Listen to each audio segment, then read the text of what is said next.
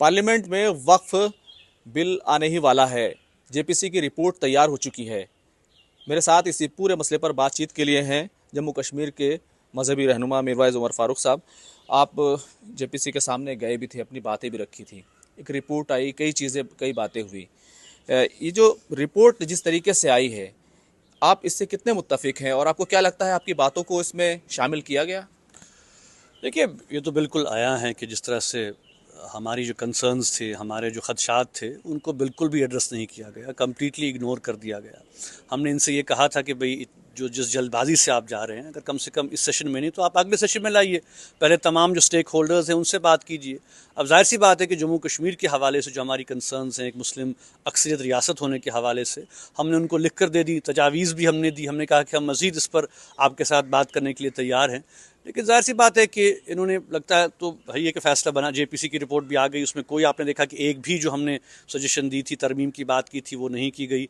वक्फ पर यूज़र भी हटाया जा रहा है, एक स्पेशल ऑफिसर जो कि सरकार का होगा उसको भी नॉमिनेट किया जा रहा है, नॉन मुस्लिम प्रेजेंटेशन को भी जो है वो बिल्कुल इसमें डाल दिया गया है।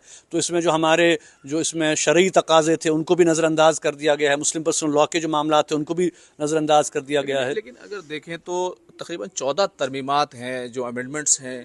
हालांकि वो अपोजिशन के जो अमेंडमेंट्स थे वो नहीं माने गए, लेकिन जो कहना चाहिए हिज़्ब इक़्तिदार हैं, जो इक़्तिदार से एनडीए के लोग हैं, उनकी तरफ से जो 14 अमेंडमेंट्स आए थे उनको तो मान लिया गया। नहीं, वो तो ठीक है, लेकिन देखिए ना, इसमें बुनियादी मसला ये है कि जो गवर्नमेंट वक्फ पे हाथ डालना चाहती है, जो कंट्रोल गवर्नमेंट बेसिकली वक्फ पे करना चाहती है, वो सबसे बड़ा मसला है। हम इसके ख़िलाफ़ नहीं हैं कि अगर वक्फ की वर्किंग में अगर ट्रांसपेरेंसी लानी है, अगर उसमें उसको बेहतर बनाना है, कुछ ऐसी तजावीज़ भी आ सकती हैं कि जैसे ख़वातीन की रिप्रेजेंटेशन है, बाकी मामला थे, उस पर हमें कोई एतराज़ नहीं, तो उस पर हम आपस में भी बात कर सकते थे। मुस्लिम उलमा भी तैयार थे कि उस पर हम तरमीमात वगैरह उस पर हम बात करेंगे। लेकिन जिस तरीके से बिल्कुल बुलडोज़ किया जा रहा है इस मामले को, एक भी हमारी सजेशन नहीं मानी जा रही है। हमारा सबसे बड़ा मामला ये है कि कल को अगर कोई मामला आता है सामने तो वो हमें प्रूव करना है कि ये वक्फ है, ये वरना तो ये सरकारी खाते में चला जाएगा। मतलब आप वक्फ बाय यूज़र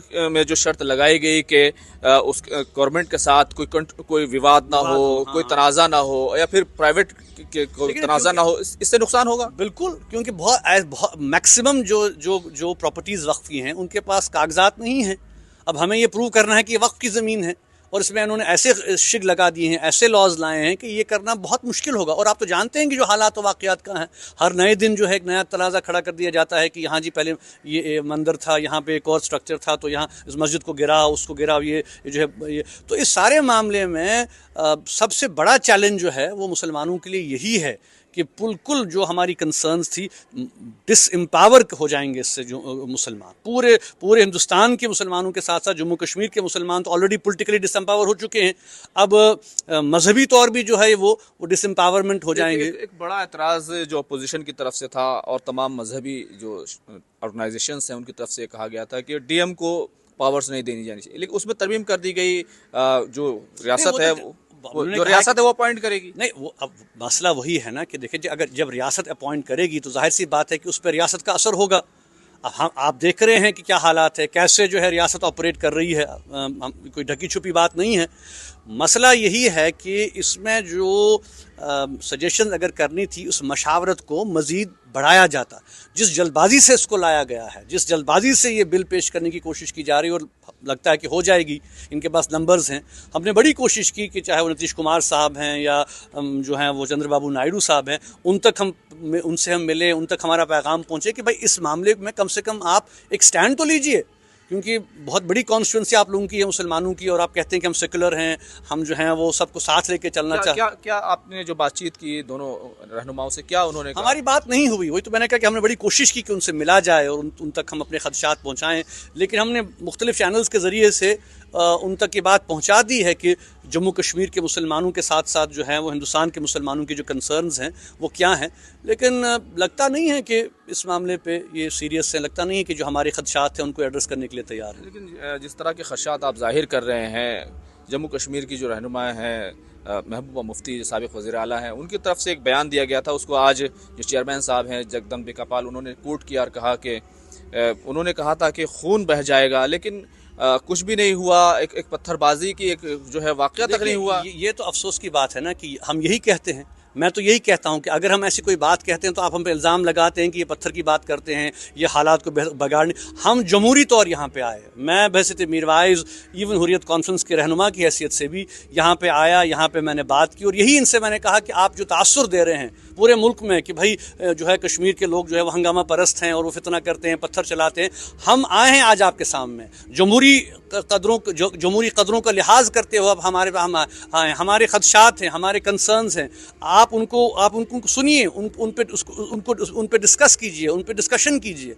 لیکن آپ نے دیکھا کہ جو ہماری جو رائے تھی، جو ہم نے سجیشنز کیے تھے، جو ہم نے ان کو نقطے دیے تھے، ایک بھی جو ہے وہ انہوں نے اس پہ ایڈریس نہیں کیا. ایک اپوزیشن کی طرف سے ڈسنٹ نوٹ دیے گئے ہیں، کئی ڈسنٹ نوٹ میرے پاس بھی آئے ہیں، چاہے سید ناصر حسین ہوں یا پھر دوسرے جو ہے اسد الدین اویسی ہوں، اسی طریقے سے عمران مسعود ہوں. سب جو ہے ناراض ہیں اور وہ یہ کہہ رہے ہیں کہ ہم پارلیمنٹ سے لے کر عدالت تک اس کی مخالفت کریں گے. کیا اس کا موقع آ گیا؟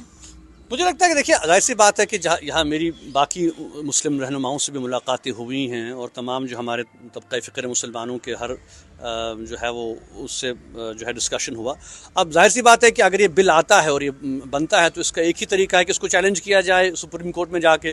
تو اس حوالے سے جب ہے مشاورت ہوگی آگے چل کے کہ کیا طرز عمل کیا جائے، کیونکہ یہ معاملہ صرف اب اس تک محدود نہیں ہے. اس کے بعد ایک بہت بڑا چیلنج آنے والا ہے، وہ یونیفائڈ سول جو یونیفارم سول کوڈ کا جو معاملہ ہے. اب وہ بھی تو بہت بڑا ایشو ہے کہ مسلمانوں کے جو مذہبی جو لاز ہیں ان کو نظر انداز کیا جائے گا، جو شریعت کے لاز ہیں ان کو نظر انداز کیا جائے گا.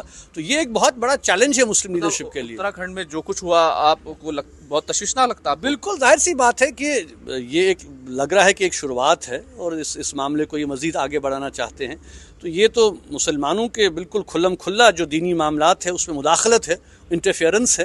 تو وہی ہم یہاں پہ کوشش کر رہے ہیں کہ کم سے کم ان ایشوز کے حوالے سے ایک متفقہ حکمت عملی وضع کی جائے. کیا آپ بھی عدالت کا دروازہ کھٹکھٹائیں گے اگر یہ اس طرح کا بل آتا ہے جو موجودہ بل ہے اور اس میں ظاہر سی بات ہے اپوزیشن کی ترمیمات نہیں ہوئی ہیں، حکومت نے ظاہر سی بات دیکھیے اب ہم اس پہ مشاورت کریں گے. جس طرح سے متحدہ مجلس علماء ہماری ہے نہ صرف کشمیر کی بلکہ میں کہوں گا جموں کے جو ہمارے علماء ہمارے ساتھ ہیں، لداخ اور کرگل کے جو علماء ہیں وہ ہمارے ساتھ ہیں. تو اس معاملے پہ ہم مزید مشاورت کریں گے اور کوشش کریں گے کہ ہندوستان میں جو مسلم قیادت ہے ان کے ساتھ تعاون کر کے آگے کی حکمت عملی طے کی جائے. بہت بہت شکریہ بات کرنے کے لیے. خرم شہزاد، نیوز 18 دلی.